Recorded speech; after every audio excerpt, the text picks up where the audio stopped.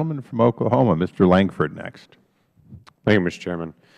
Thanks to all of you to be here, and appreciate both testimonies of both of you. I had to slip out for a moment to be able to come back in, but I appreciate that.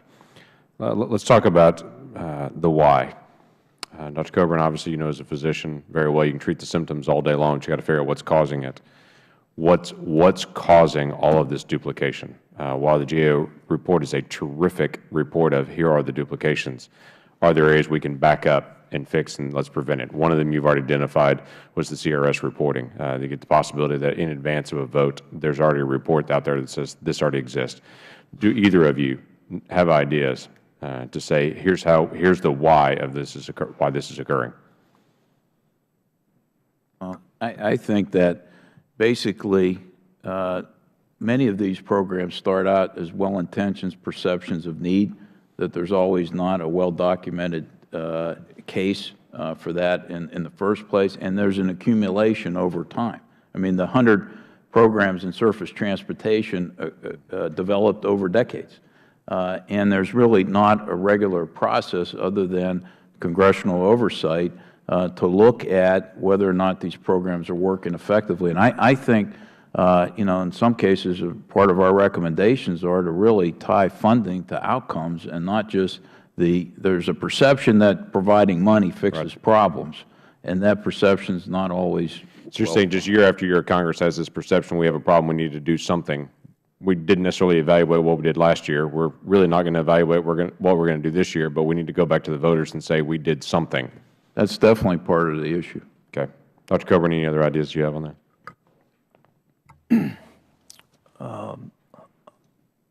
I think careerism has a lot to do with it. Elections have a lot to do with it.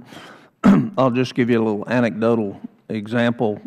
2 years ago in one of my committees, at 2 different times in a 3-month period, bills were brought before the committees that identically duplicated programs that were already running. In private, I suggested to the members bringing forth those bills that maybe they ought to look at what was already being done, and of course when they did, they withdrew the bills. The fact is that's an accumulation of poor staff work, but what it really reflects, and if you look at, we've actually documented the amount of oversight hearings. It's gone precipitously down in Congress over the last 20 years. The number of oversight hearings has gone precipitously down. We, as members of Congress, don't know what's going on. And in our desire to please and to meet compassionately a need, we do try to act. But we act without knowledge because we haven't done the oversight. And when treating a pneumonia by treating the fever and the cough and not ever giving an antibiotic doesn't cure a pneumonia. Matter of fact, it leads ultimately to sepsis and death.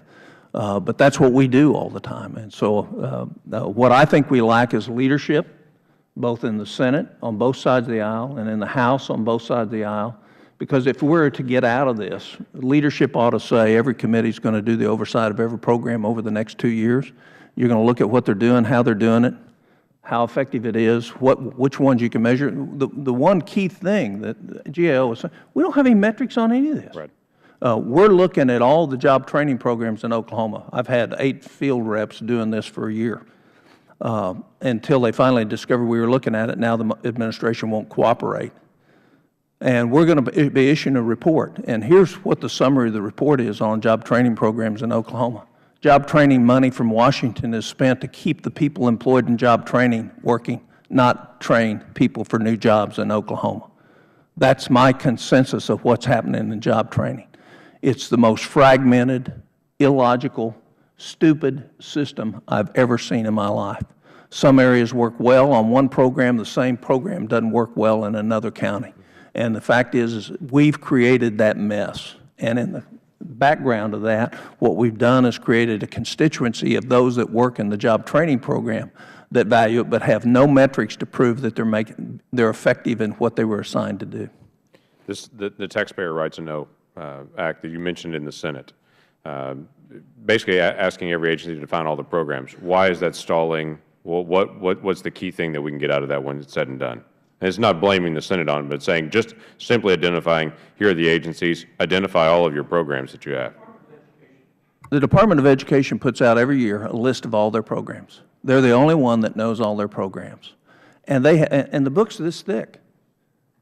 It's difficult for them to keep up with it. But the fact is before you can fix anything, you got to know what the problem is, and you got to know the extent of it. We have great help from GAO, but not to the extent that we need. If just a little history for a second.